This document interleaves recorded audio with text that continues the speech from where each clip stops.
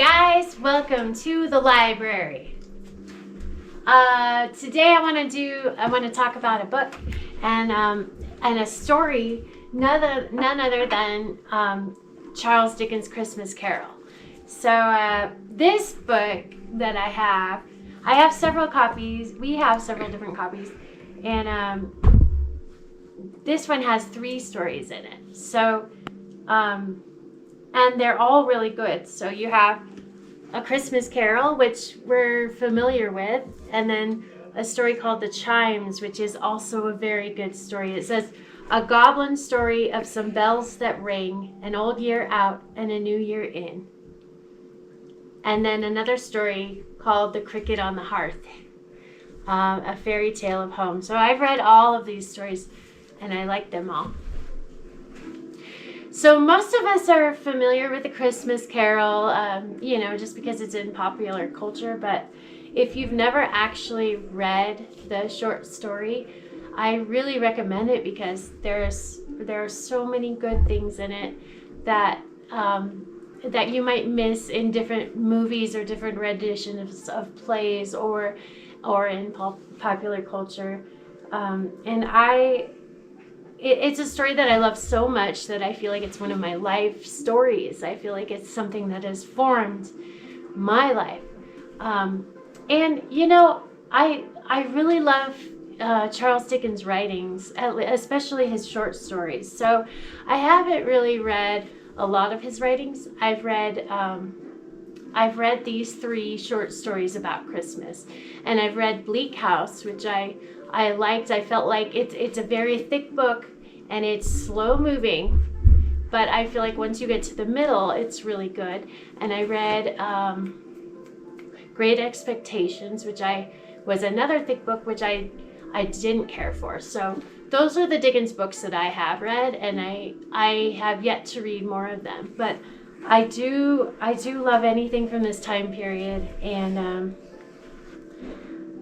let me just say, what do I love about A Christmas Carol? I love the ghosts.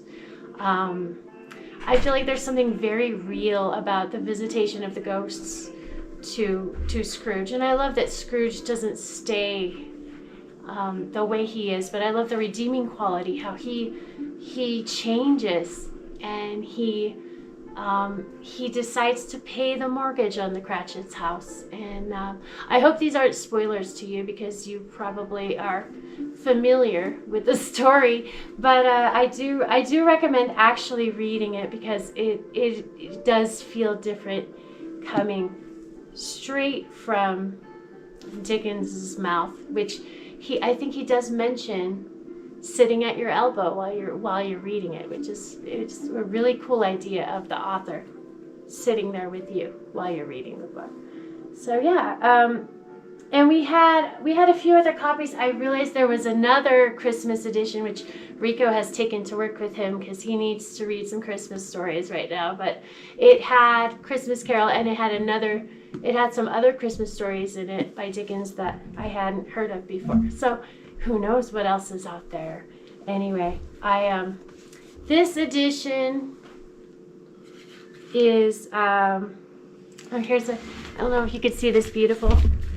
Is it still going? So this edition is I don't know if this is in print anymore. It's pretty old.